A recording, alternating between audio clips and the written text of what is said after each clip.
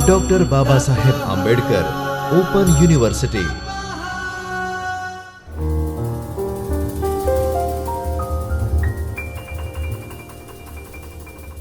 नमस्कार विद्यार्थी मित्रों, डॉक्टर बाबा साहब आंबेडकर ओपन यूनिवर्सिटी के चैतन्य स्टूडियो से मैं Shyam Murli Manohar Pandey, assistant professor political science, आप सभी का हार्दिक स्वागत एवं अभिनंदन करता हूं। विद्यार्थी मित्रों, आज हम चर्चा करेंगे पेपर 9 दक्षिण एशिया में सरकार अने राजनीति। इसमें आज हम चर्चा करेंगे पाकिस्तानी विदेश नीति। आज का टॉपिक होगा पाकिस्तानी विदेश नीति। इसके दूसरे हिस्से के साथ हम इस लेक्चर को पूरा करेंगे। ये ब्लॉक 3 और यूनिट 9 के अंतर्गत आता है। विद्यार्थी मित्रों, इसमें आज हम जो चर्चा करेंगे इस इकाई में, इस लेक्चर में, उसका रूपरेखा इस प्रकार है कि पाकिस्तान की विदेश नीति के जो आंतरिक कारण हैं, जो बाह्य कारण हैं, उन पर हम चर्चा करेंगे। तो पिछले लेक्चर में हमने चर्चा किया था पाकिस्तान की विदेश नीति के जो निर्धारक तत्व हैं उनके बारे में हमने जाना, और उसके आंतरिक कुछ एक कारण थे, उसके बारे में हम चर्चा किए। आज हम आंतरिक कारण के ही अंतर्गत चर्चा करेंगे सामाजिक, आर्थिक और राजनीतिक संरचनाओं का क्या प्रभाव होता है पाकिस्तान की विदेश नीति पर, और विचारधारा की भूमिका को भी हम जानेंगे। इसी प्रकार बाह्य कारक क्या क्या हो सकते हैं, उसमें क्षेत्रीय कारक और वैश्विक कारक, इसके साथ हम आज इस लेक्चर को पूर्ण करेंगे। सामाजिक, आर्थिक और राजनीतिक संरचनाएं। जब हम पाकिस्तान की सामाजिक, आर्थिक और राजनीतिक संरचनाओं को देखते हैं तो हम देखते हैं कि पाकिस्तान की जो सामाजिक संरचना थी उस पर सामंती प्रवृत्तियों का गहरा प्रभाव था।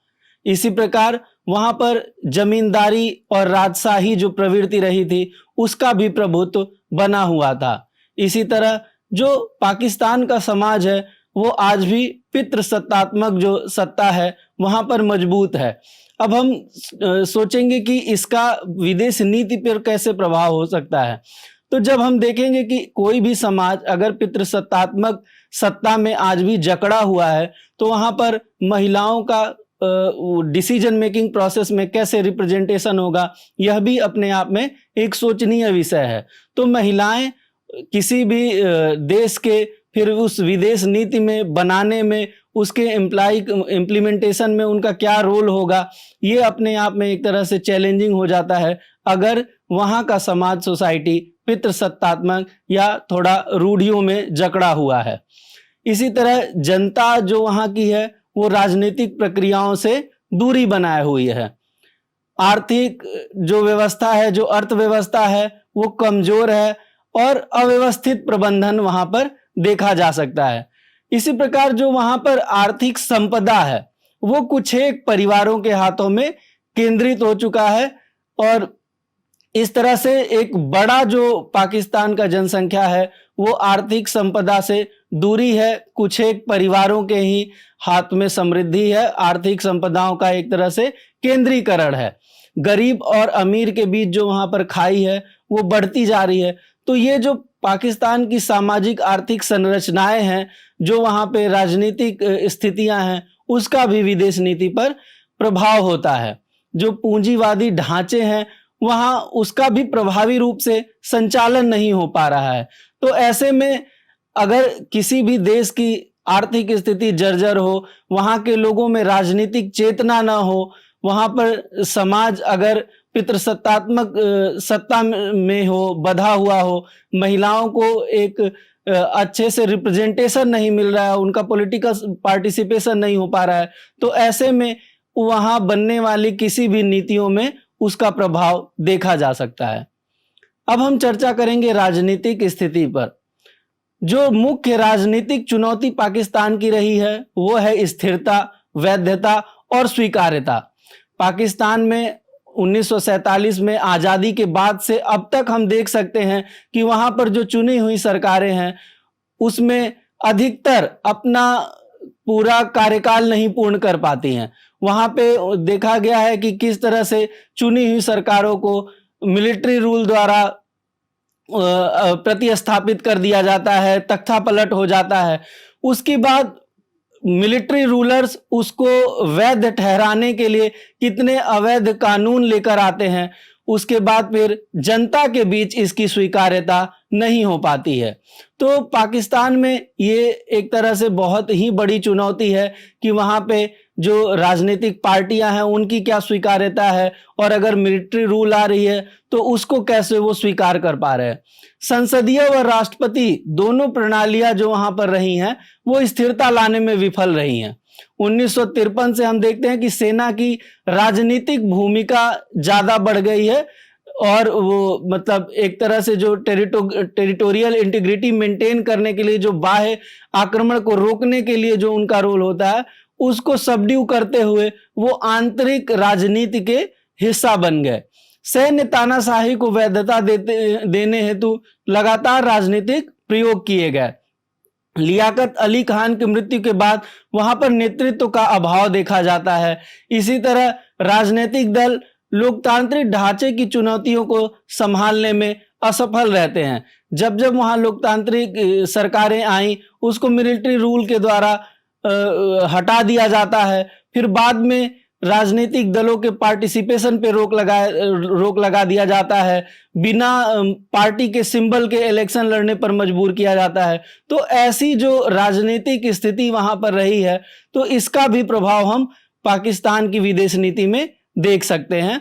जनता का सरकारी व्यवस्था से वहां पर मोह भंग हुआ। सामाजिक, आर्थिक और राजनीतिक कमजोरियों ने पाकिस्तान की जो विदेश नीति थी उसको भी नैरो बना दिया, संकीर्ण बना दिया।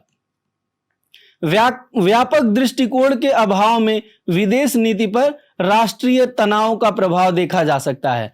पाकिस्तान का जो राष्ट्रवाद था वो हमेशा से भारत विरोधी रुख को बढ़ावा दिया है, और उनके विदेश नीति का मुख्य उद्देश्य ही भारत का विरोध, हिंदुस्तान का विरोध बन गया है। अब हम चर्चा करेंगे विचारधारा की भूमिका क्या हो सकती है पाकिस्तान की विदेश नीति में। विदेश नीति निर्माण में विचारधारा की महत्वपूर्ण भूमिका होती है।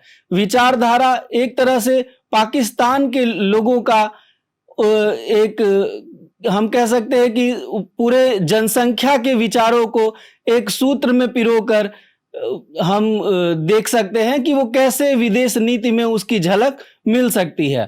पाकिस्तान की जो राजनीतिक संरचना का आधार रहा है उसमें इस्लाम की महती भूमिका रही है।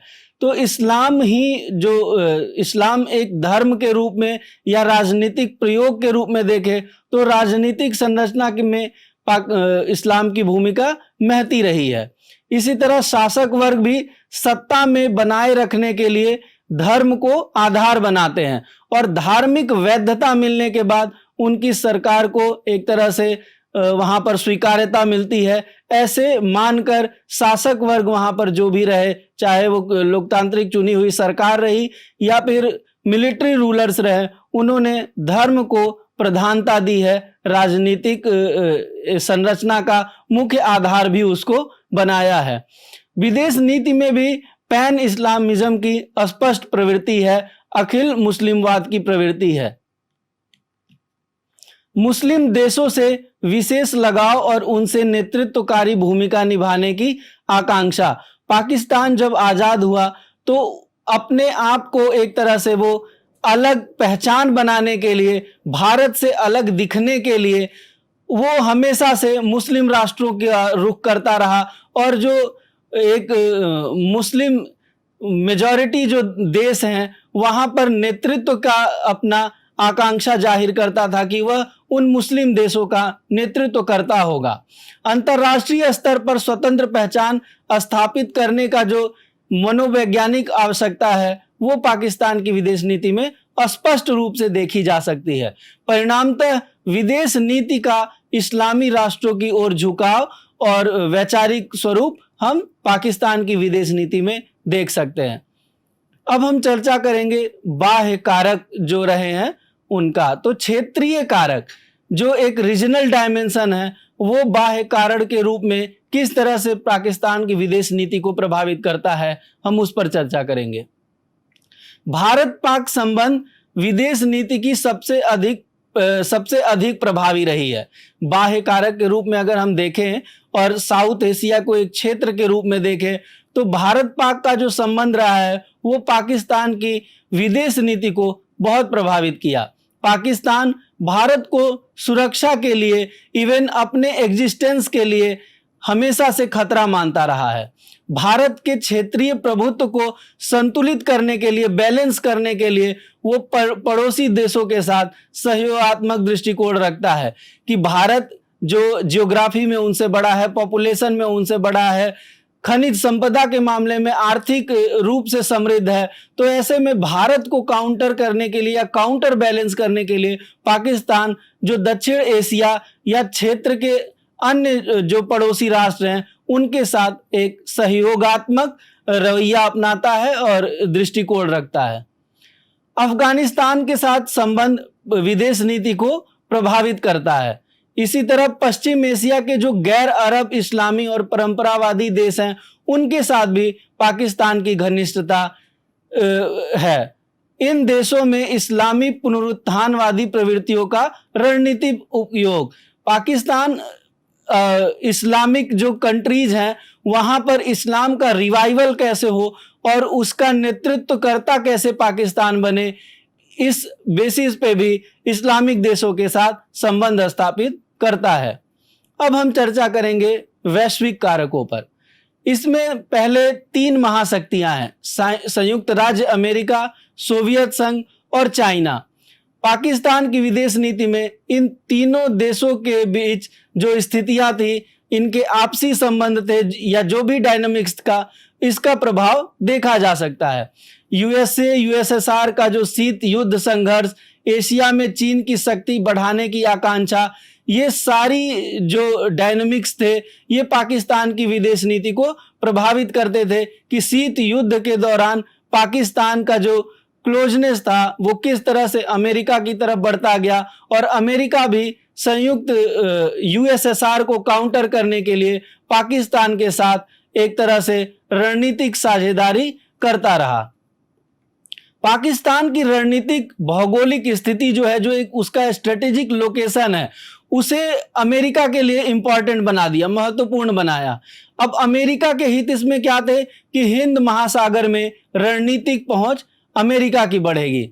इसी प्रकार पाकिस्तान को मुस्लिम विश्व में नेतृत्वकारी भूमिका देना, अमेरिका हमेशा से अरब देशों में उसका इंटरवेंशन रहा है, तो अमेरिका अरब देशों के साथ साथ पाकिस्तान के साथ जो संबंध स्थापित करना चाह रहा था उसमें पाकिस्तान को एक नेतृत्वकारी भूमिका देना चाहता था, क्योंकि पाकिस्तान के साथ बेहतर संबंध होने पर वह अरब देशों को भी अपने हित में साध सकता था।